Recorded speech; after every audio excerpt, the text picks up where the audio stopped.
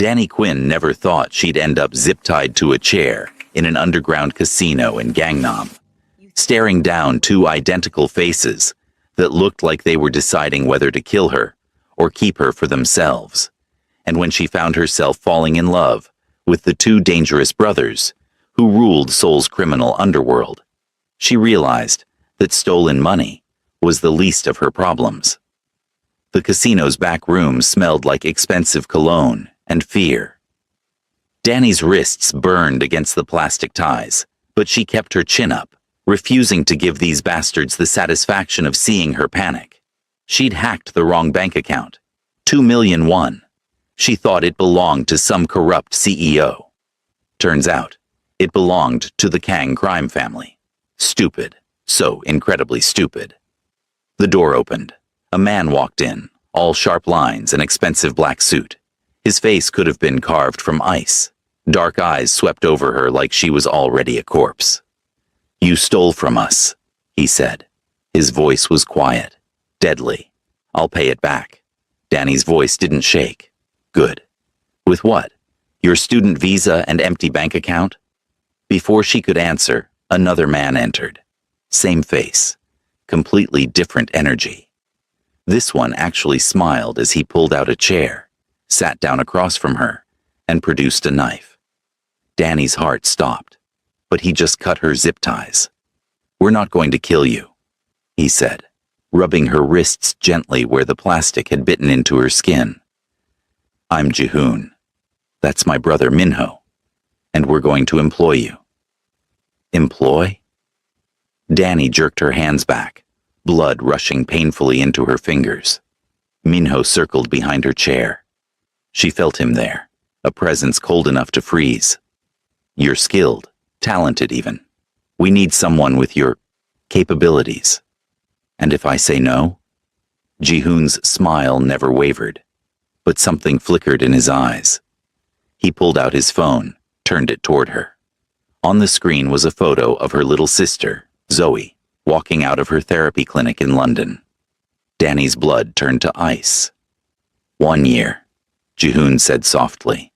"Work for us for 1 year. Use your skills. After that, your debt is cleared. You walk away. Your sister stays safe." "And if I refuse?" Minho leaned down, his breath warm against her ear. "Then your sister's therapist gets a very unfortunate visit. We hear trauma patients are so fragile." The monster who'd taken Zoe 3 years ago had already broken her sister once. Danny had spent every day since learning to hack, to fight, to be strong enough to protect the people she loved, and she'd failed. The kidnappers released Zoe eventually, but the damage was done. Zoe barely slept, couldn't be in crowds, jumped at loud noises. Danny would die before she let anyone hurt her sister again. She looked at Jihoon, then tilted her head back to glare at Minho. "Where do I sign?" If you're loving this dark romance already, hit that subscribe button. This story is about to get intense, and you won't want to miss what happens next. Trust me. They moved her that night. A penthouse in Gangnam with floor-to-ceiling windows that made Seoul look like a carpet of stars. Expensive, soulless, beautiful in a way that made Danny's skin crawl. "Your room is here," Jihoon said, opening a door to a space bigger than her entire apartment back home. King-sized bed, ensuite bathroom, a desk with 3 monitors already set up. "Convenient that it's between both of yours," Danny muttered, noticing the 2 other doors flanking hers. Minho appeared in the hallway, jacket off, sleeves rolled up. Very convenient. The way he said it made heat crawl up her neck. She hated him already. Jihoon handed her a phone. "Your new number. The only contacts in it are me and Minho. You don't call anyone else. You don't message anyone else. So I'm a prisoner." "You're protected," Minho corrected. "There's a difference." "Doesn't feel like it." He stepped closer, and God, he was tall, broad. The kind of man who looked like he could break someone in half and wouldn't lose sleep over it. "You have 3 rules. Don't leave without permission. Don't contact the outside world. Complete every job we give you. Break them, and we'll remind you what happens to people who cross the Kang family. Danny held his stare, even though her heart was trying to punch through her ribs. And the fourth rule? His eyes narrowed. There is no fourth rule. Sure there is. Stay out of your personal business, right? Don't ask questions. Don't get curious. She smiled, sharp and bitter. Don't forget I'm just a tool you're using. Something flickered across Minho's face. Surprise, maybe, or respect. Hard to tell with all that ice. Ji-hoon cleared his throat. Get some rest. Your first job is tomorrow. He started to leave, then paused. Danny, we're not monsters. Work with us, and this year will go smoothly. Fight us, and it'll be the longest year of your life. They left her alone. Danny waited until both doors clicked shut before she sank onto the bed, hands shaking. She pulled out the phone they'd given her, turned it over. Probably tracked, monitored. She was in a gorgeous cage with two beautiful devils as her jailers. 1 year, just 1 year. She could survive anything for Zoe. Sleep didn't come. At 2 a.m, Danny gave up and wandered out to the kitchen, desperate for water, for air, for anything that felt normal. The lights were off except for the city glow through the windows. Someone sat at the kitchen island in the dark, drinking what looked like whiskey. Minho. Of course. Can't sleep? His voice came from the shadows. Can you? No. Danny moved carefully to the sink, poured herself water. Her hands were steadier now. Good. She refused to be weak in front of him. You're not what I expected, Minho said. What did you expect? Someone who'd cry and beg? Yes. At least he was honest. Danny turned, leaned against the counter. In the darkness, she could barely see his face, just the outline of him. Dangerous, coiled. Sorry to disappoint. You didn't. He poured another measure of whiskey, then slid a second glass toward her. An offering. She shouldn't, but she did. The liquor burned going down, warmth spreading through her chest. They stood in silence. The city hummed below them. Why did you steal from us? Minho asked finally. I didn't know it was you. I thought it was some corrupt businessman's account. And that makes it okay? I needed the money. For? None of your business. His jaw tightened. Everything about you is my business now. For 1 year. Then I'm gone. And you'll forget I existed. Minho stood, moved around the island. He stopped close enough that she could smell his cologne, something dark and expensive. I don't think I will. Danny's breath caught. Don't. Don't what? Whatever this is. Don't.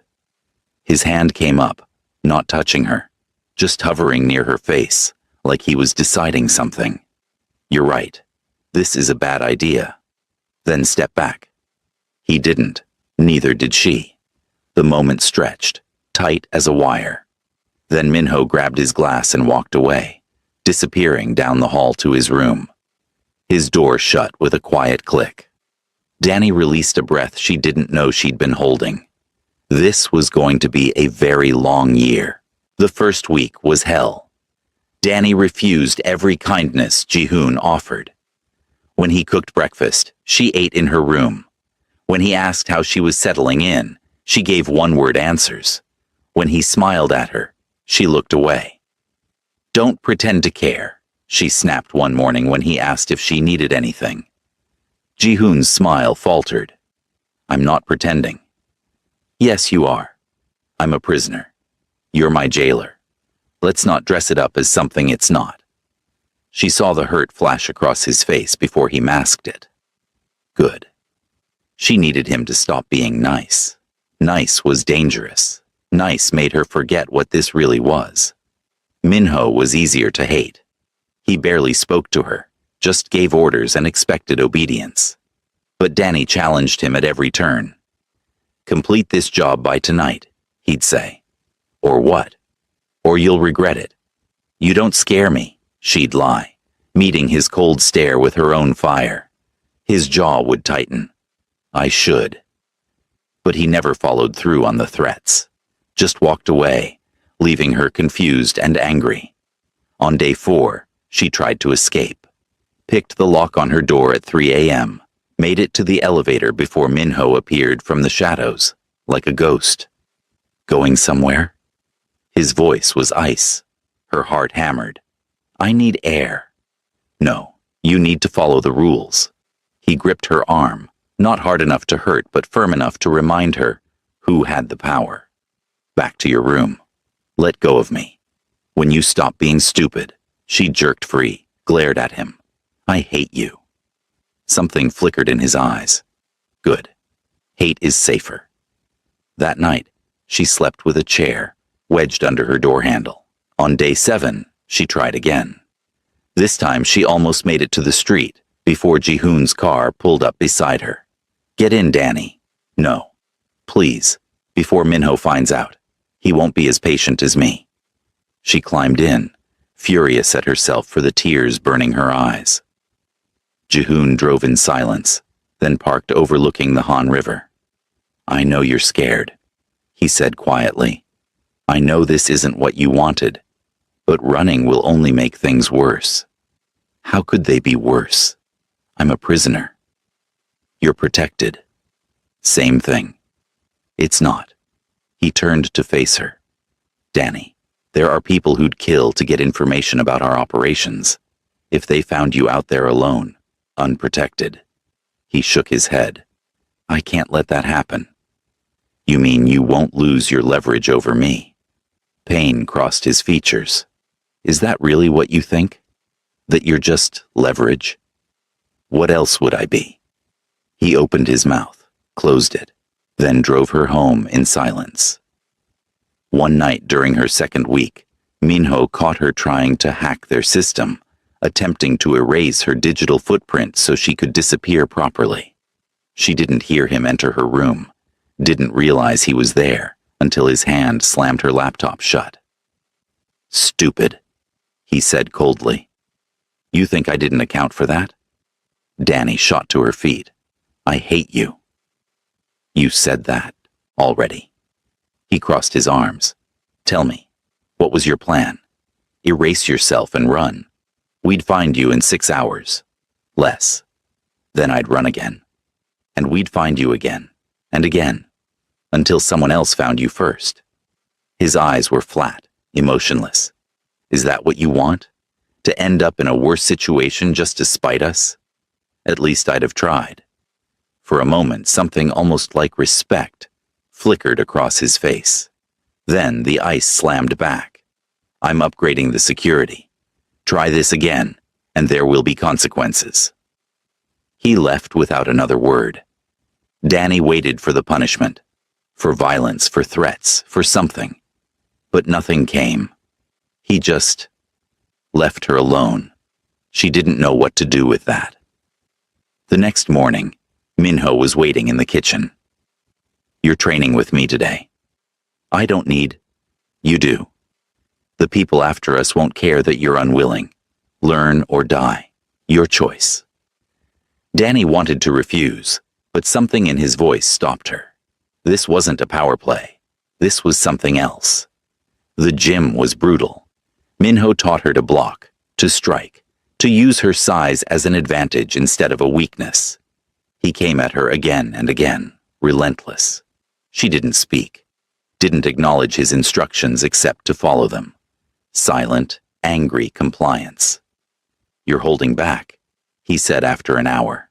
I'm tired. You're scared. Of hurting me or yourself, I don't know which, but fear will get you killed. He moved into position again. Stop thinking. Just react. She tried, failed, tried again. By the end, she was bruised, exhausted, and still refusing to meet his eyes. Tomorrow.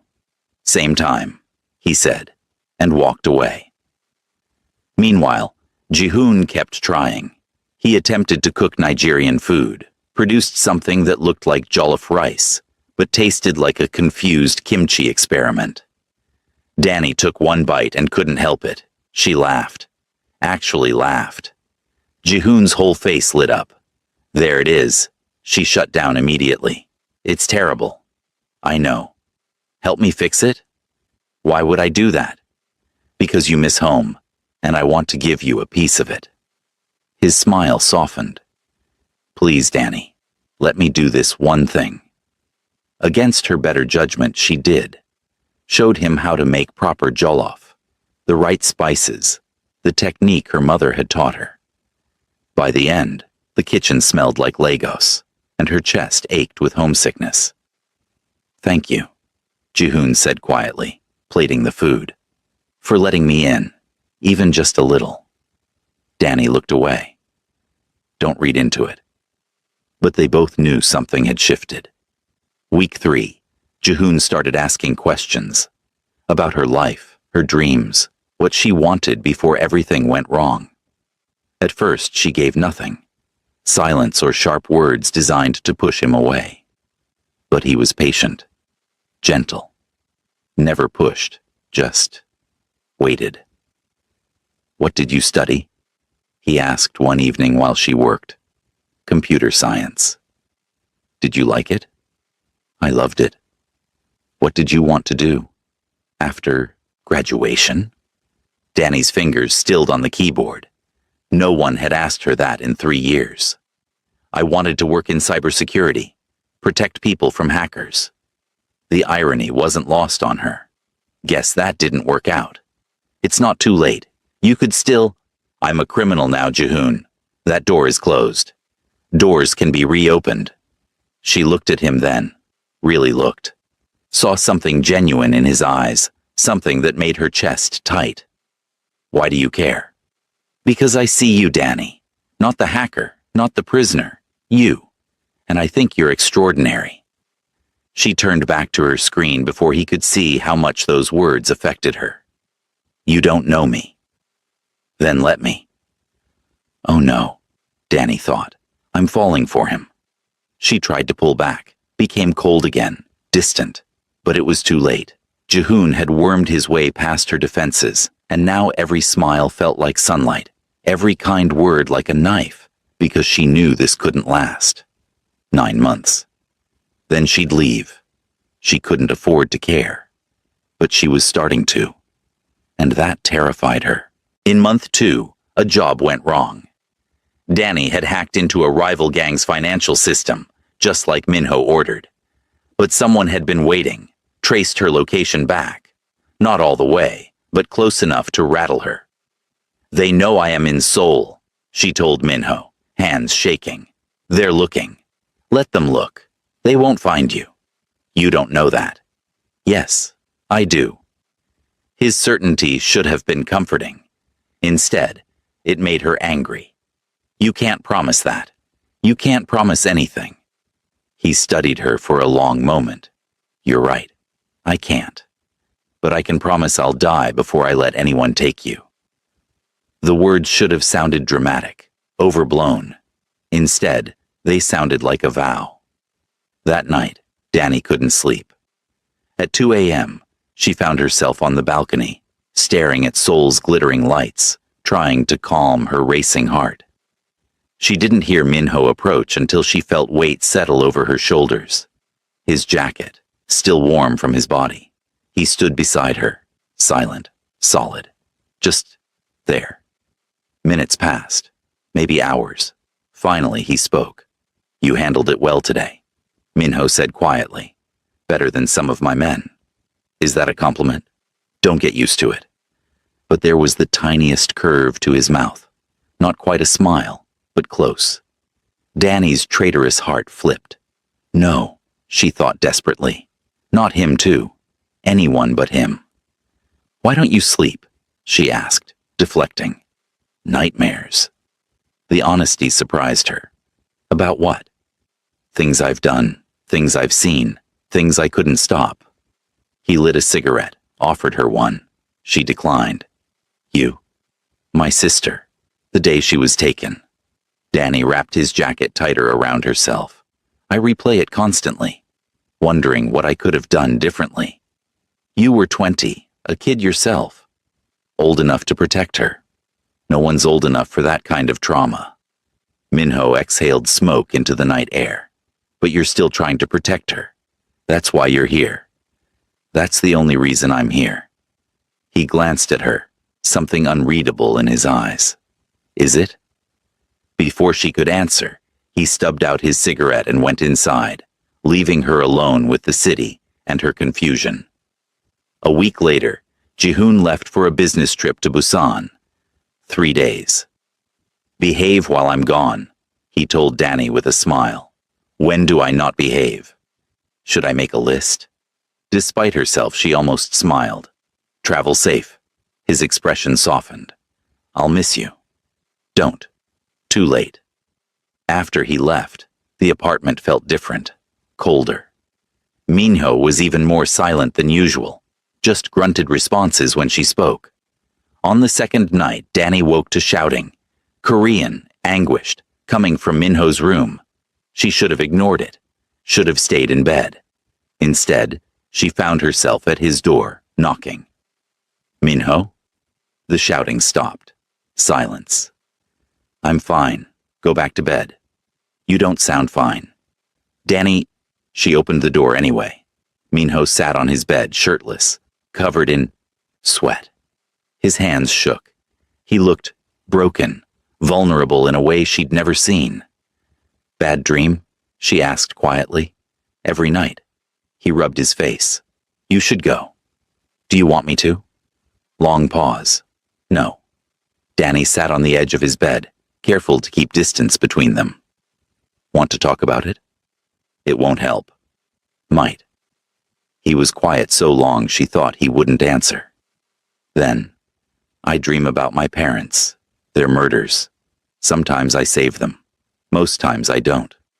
Tonight I watched them die 100 different ways and couldn't move, couldn't scream, couldn't do anything. Danny's chest ached. How old were you? 16. Jihoon and I were supposed to die too. They shot our parents in front of us, were about to shoot us, when our security arrived. His jaw clenched. We were too slow, too weak, too. You were children. We were heirs. We should have been ready. No child should have to be ready for that. Minho looked at her then, really looked, and something cracked in his expression. You understand. I dream about Zoe's kidnapping every night, about all the ways I failed her. You didn't fail her. You were a kid, I know. But it doesn't change how it feels. Danny's hands twisted in her lap. Like if I'd just been smarter, faster, better, I could have stopped it. That's not how trauma works. Then why do you blame yourself for your parents? The question hung between them. Minho's laugh was bitter. Touché. They sat in comfortable silence. Finally, Minho spoke again, softer. Jihoon handles it better. The nightmares, the guilt. He processes things, talks about them. He gestured vaguely. Lock it down. Become ice. It's safer that way. Safer for who? Everyone. His eyes met hers. If I don't feel, I can't be hurt. If I can't be hurt, I can't be weak. If I'm not weak, I can protect the people I... He stopped abruptly. The people you what? The people who matter. Danny's heart hammered. Do I matter? You know you do. Say it. Minho stood abruptly, paced. This is a mistake. You're leaving in 7 months. Getting attached is too late for that, Danny said quietly, echoing something she'd overheard Jihoon say. Minho froze. What? I heard you two fighting last week, in Korean. I've been learning, by the way. Duolingo is very educational. She stood, moved closer. Jihoon said, You're being cruel to her. You said I'm keeping her alive. He said by making her miserable? You said better miserable than attached. She leaves in 9 months. Don't make it harder. And Jihoon asked, Too late for that, isn't it? You didn't answer. Minho's face had gone carefully blank. You shouldn't have heard that. But I did, and now I understand. Danny stepped closer. You're not cold because you don't care. You're cold because you care too much. You're protecting yourself. Danny. And it's not working, is it? Because you're already falling. Stop. Tell me I'm wrong. He couldn't. The silence was answer enough. Training the next day was different, charged. Every touch felt electric. Every look lasted too long. Minho pinned her, teaching her how to escape a hold, his hands on her wrists, his body pressed against hers, both of them breathing hard. Focus, he said, but his voice was rough. I can't. Why? Because of you. He froze. Danny, tell me you don't feel this too. Tell me I'm imagining it. Long silence. His eyes searched hers, ice melting into something warm and desperate. I can't tell you that. The kiss happened slowly, inevitably. Minho's lips on hers, gentle, reverent, like he was terrified of breaking her. His hands cradled her face like she was precious, breakable, worth protecting. When they pulled apart, both shaking, he rested his forehead against hers. This is dangerous, he whispered. I know. You'll leave in 7 months. I know. I'm falling for you anyway. Danny's eyes burned. I know. Me too. His thumb traced her cheek. What do we do? I don't know.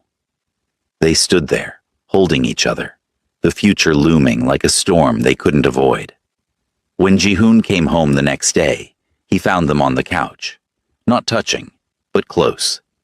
Something had shifted, and he saw it immediately. Hyung, he said carefully. Did something happen? Minho met his brother's eyes. A whole conversation passed in silence. Finally, Jihoon smiled, sad but accepting. Okay. Okay? Danny asked.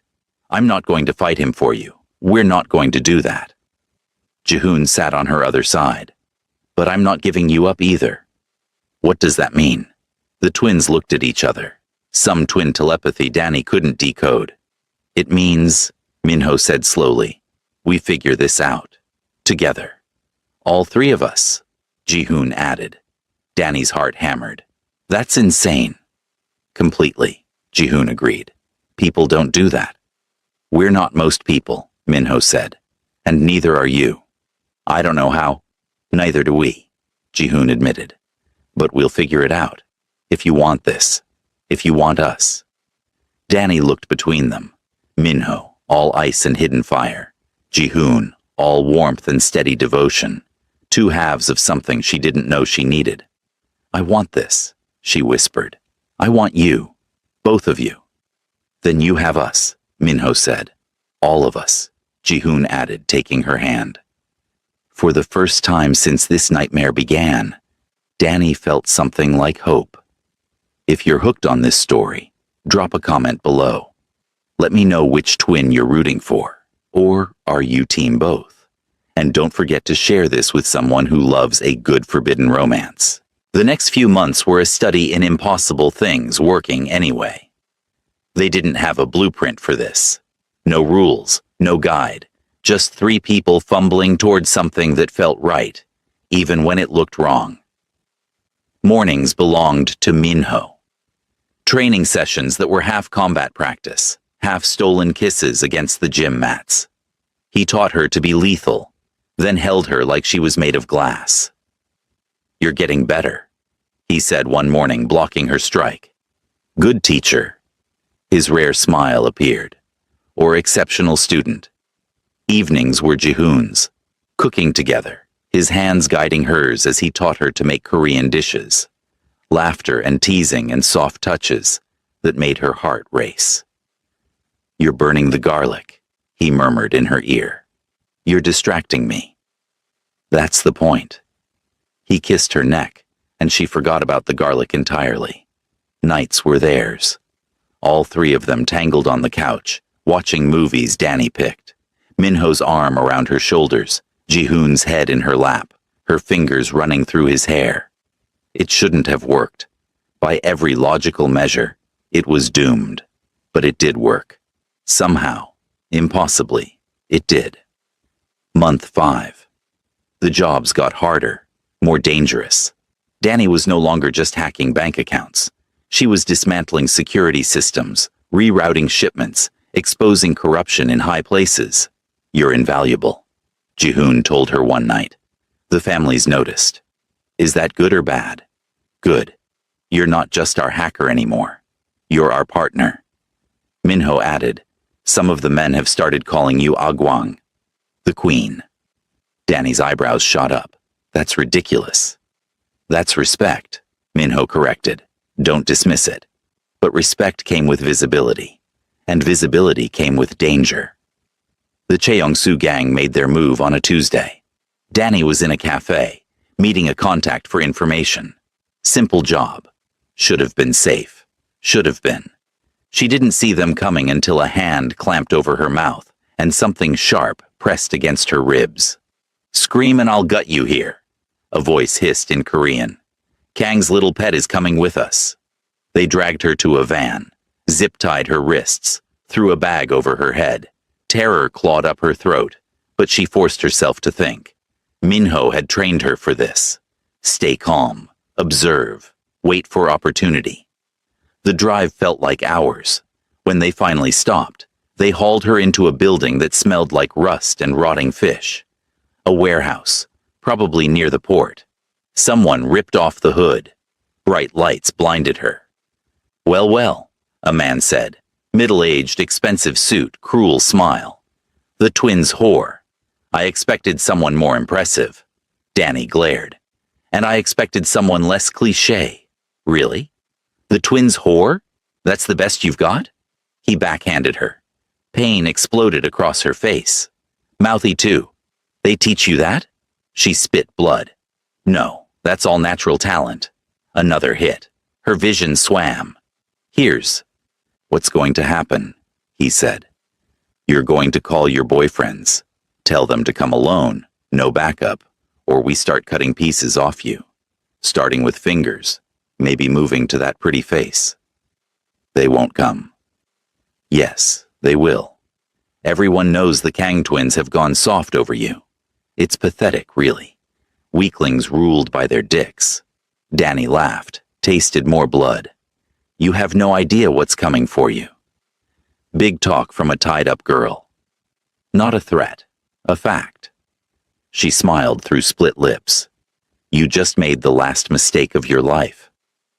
Minho's phone rang during a meeting. Unknown number. He answered anyway. It was Danny. They had asked her to speak to him so that he could feel her panic. "Minho-si," Danny's voice came through, strained but steady.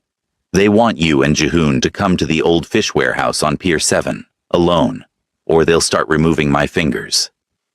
"Danny, it's fine. I'm fine." The line went dead. Jihoon was already standing. "How many men do we have ready?" 30, maybe 40. Minho was already texting, his face carved from ice and rage. "Get everyone, now." "They said come alone," they said. Minho's voice was deadly quiet. "No one touches what's ours." Within 20 minutes, they had an army. The warehouse erupted in violence. Danny heard it first, gunshots, shouting, the sounds of men dying. Her captors panicked, guns drawn, focused on the doors. Now, move now. Minho had taught her this. When your enemy is distracted, strike. She drove her heel into the knee of the man closest to her. Bone crunched. He screamed, dropped. She managed to grab his knife with her zip-tied hands and cut herself free. The door exploded inward. Minho came through like an avenging angel, gun in each hand, face splattered with blood. Behind him, Jihoon, quieter but no less deadly. They moved like water, like they shared one mind. Every shot precise, every movement calculated. Danny had seen them as businessmen, as lovers, as brothers. She'd never seen them as this. Gods of violence, beautiful and terrifying. The man who'd hit her raised his gun toward Minho's back. Danny didn't think, just grabbed the fallen knife and threw. It buried itself in the man's throat. He went down choking. Minho spun, saw her standing there covered in blood, and something fierce and possessive blazed in his eyes. Then it was over. Bodies on the ground. Silence except for their ragged breathing. Jihoon reached her first. "Are you hurt?" "Danny, look at me. Are you hurt?" "I'm okay. I'm okay." But she was shaking, adrenaline crashing. Minho holstered his guns, crossed to her in 3 strides, and pulled her into his arms. Actually shaking. "If they'd hurt you, if we'd been too late." "You weren't." She clung to him, to them both. "You came. Always." Jihoon whispered, wrapping around her from behind. "We'll always come for you." They held her there among the bodies and blood. 3 people who shouldn't, fit together but somehow made perfect sense. Back at the penthouse, Jihoon cleaned her wounds while Minho paced like a caged animal. "This is my fault," Minho said. "I should have had more security on her." Should have what?" Danny interrupted. "Locked me in a cage? This is the life you live, the life I chose to be part of." "You didn't choose this. We forced you. At first, maybe. But I'm still here, aren't I? Even though my debt's been paid for months." Both twins froze. "What?" Jihoon asked carefully. Danny laughed, wincing as it pulled her split lip. "You think I didn't do the math? I've completed jobs worth millions." Minho stared at her. "You knew?" "Of course I knew. I'm not stupid." "Then why stay?" Jihoon's voice was barely a whisper. "Because somewhere along the way, this stopped being a prison and started being home. You stopped being my captors and started being—" She couldn't finish, couldn't say the word that terrified her. "Everything," Minho finished for her. "You became everything." "Say it," Jihoon urged gently. "Please, Danny, just say it." "I love you." The words tumbled out. "Both of you. I'm in love with both of you. And I don't know what to do with that because I'm still leaving in 2 months and—" "No," Minho said. "What? You're not leaving. You're staying. Here. With us." "Minho, that's not how this works. I have a life. A sister. Bring her here," Jihoon said. "We'll protect her. Set her up in therapy here. Get her everything she needs. You can visit whenever you want. But you stay. You can't just watch us," Minho said. His hands cupped her face, careful of her bruises. "I'm not letting you go. I can't. I won't survive it." "Neither will I," Jihoon added. Tears burned her eyes. "This is insane." "Then let's be insane together." Minho's forehead touched hers. "Stay, please." "Sarangi," Jihoon whispered. "We love you. So much it terrifies us." Danny looked between them, these 2 impossible men who'd crashed into her life and rearranged everything. "Okay. Okay?" Minho's voice cracked. "Okay, I'll stay. I'll bring Zoe. We'll figure it out." She laughed through tears. "God, this is crazy." "Best kind of crazy," Jihoon said, kissing her softly. Minho kissed her too, deeper, desperate. "Mine." "Ours," Jihoon corrected. "Ours," Danny agreed. For the first time in 3 years, the future didn't look like survival. It looked like something worth staying for. Month 11 arrived too fast and brought disaster with it. The summons came on a cold Tuesday. The twins' grandfather wanted a family meeting. Immediate. "This isn't good," Jihoon muttered, adjusting his tie. Minho's jaw was granite. He's heard about Danny. Of course he has. We haven't exactly been subtle. Danny watched them prepare, anxiety coiling in her stomach. Should I be worried? No, Minho said at the same time Jihoon said, maybe. They looked at each other. Minho sighed. Stay here. We'll handle this. Handle what? Family politics. Nothing you need to worry about. But Danny worried anyway. After they left, she paced, tried to work, couldn't focus. Something felt wrong. 3 hours later, they returned. Both looked like they'd been carved from stone. What happened? Danny demanded. Jihoon poured himself whiskey with shaking hands. Grandfathers arranged marriages for us. The words hit like a physical blow. What? Strategic alliances, Minho said flatly. Me to a Japanese Yakuza princess. Ji-hoon to a politician's daughter. The contracts are already drawn. But you can refuse? We did. He's calling a family council vote. If the elders side with him, we're removed as heads of the family. Our cousin Tae-jun takes over. Danny's heart stuttered. Can he do that? He can try. Minho's voice was ice. The vote is in 2 weeks. What will you lose? Ji-hoon met her eyes. The family name, most of our network, some of our men, a significant portion of our power. But not everything, Minho added. We keep our personal wealth, our skills, our reputation, and the men truly loyal to us will follow. So you'd be starting over. More or less. The weight of it crashed over Danny. They were willing to lose everything. For her. That night she couldn't sleep. She crept down the hall, heard voices from Minho's office. The twins, arguing in Korean. She pressed against the wall, listening. Brother, you're being reckless, Ji-hoon's voice. I don't care. I'm not marrying some stranger when... Minho's voice. When what? When we have Danny? She's leaving in a month anyway. She doesn't have to leave. She does. This life, this world, it's too dangerous. She almost died, Minho. She deserves better than us. She deserves to choose. Silence. Then Ji-hoon, quieter. What if she chooses to leave to protect us? What if she thinks we're better off without her? Then we convince her otherwise. How? By destroying our family for her? By starting a war? She'll never forgive herself for that. More silence. We're fucked either way, Minho said finally. Lose her or lose everything else. There has to be another option. Like what? I don't know. But we always find a way. We have to. Danny pulled back, heart shattering. They were willing to fracture their family, rebuild from nothing, all because of her. She couldn't let that happen.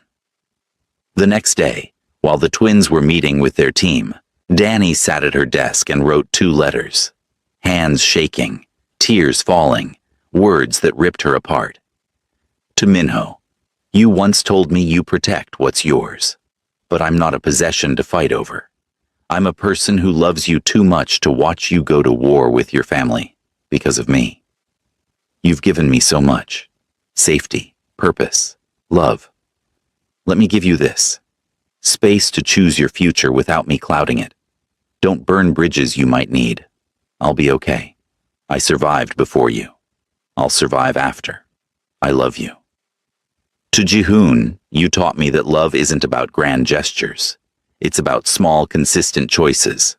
So I'm making a choice. I'm choosing your happiness over my own, even if that happiness doesn't include me. You and Minho have something rare, a bond, an empire, a legacy. Don't let me be the thing that destroys it. You'd regret it eventually, and I couldn't live with being your regret. I love you always. She left the letters on their beds, packed 1 bag, called a cab. Incheon Airport was an hour away. Her flight to London left in 3. She'd be gone before they even knew she'd left. Minho found his letter first. Ji-hoon! His roar echoed through the penthouse. Ji-hoon! They met in the hallway, both holding letters, both looking devastated. She thinks we'd regret her. Minho's voice cracked. She's trying to protect us, like we've been protecting her. Stupid, self-sacrificing. Minho crushed the letter. When did she leave? Ji-hoon checked his phone. Security log says 40 minutes ago. Cab to the airport. She has a 3-hour head start. Then we move now. Ji-hoon was already calling. Get everyone. Every man who'd follow us. We're going to the airport. We can't just... Watch me. 30 men. That's how many showed up within 20 minutes. The core team. The ones who'd been loyal since the beginning. The ones who'd grown to love Danny's sharp wit and fierce heart. She's running. Minho told them. Trying to save us from ourselves. Who's coming? Every hand went up. Let's go get our queen, Jihoon said. They moved like a small army through Seoul, cars racing toward Incheon, sirens and traffic be damned. Minho's phone rang, their lawyer. The elders met early, the man said. We presented your counter-proposal. And they're considering it. Legitimizing operations, brokering alternative alliances, keeping Danny as chief technology officer instead of a romantic partner publicly until the transition is complete. Most are on board. A few needed persuasion. Did they get it? They did. Minho exhaled. So we keep everything? Everything that matters. You'll have to be discreet about the relationship for 2, maybe 3 years. But yes, you keep the empire, the family, and the girl, if you can catch her. We'll catch her. Danny stood at gate 23, boarding pass in hand. The call for her flight echoed through the terminal. This was it. The end. She was doing the right thing. She knew she was. So why did it feel like dying? Danny. She spun. Minho and Jihoon burst through the crowd. 30 men fanned out behind them like an honor guard. People scattered, stared, pulled out phones. Danny's heart stopped. What are you doing here? The vote is in 3 days. We already made our choice, Jihoon said, breathless. You, Minho added. But the family. We spoke to the elders, made a counter-proposal. Jihoon smiled. We negotiated. You negotiated. Minho reached her first, cupped her face. You think we'd throw away decades of strategy for pride? We're smarter than that. We found a third option, Jihoon said. We always find a third option. Tears streamed down Danny's face. But you said you'd choose me. We did. And we chose our future, our family, our work. Minho's thumb wiped her tears. Because guess what? You're part of all of that now. You don't have to be the reason we lose everything, Jihoon added. You can be the reason we build everything. The elders agreed to this?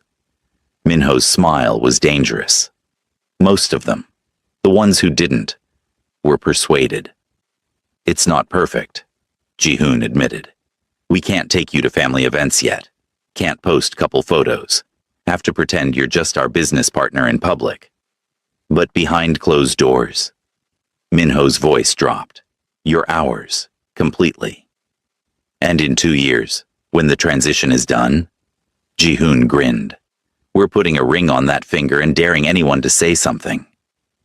Danny laughed through tears. A ring? Singular? You'll have 2, obviously. Minho pulled her close. She dropped her bag, threw herself at them. They caught her, held her between them, their team cheering and whistling behind them. You really found a way, Danny whispered. For you? Jihoon kissed her temple. We'd find 1,000 ways. Now come home, Minho said. We have an empire to run. Together. She nodded, unable to speak past the emotion choking her. Together, she finally managed. They walked out of the airport, her in the middle, both of them holding her hands, their teams surrounding them like a protective wall. People stared, cameras flashed. Let them look. This was her life now. Complicated, unconventional, dangerous, perfect. The future stretched ahead, uncertain but theirs to build.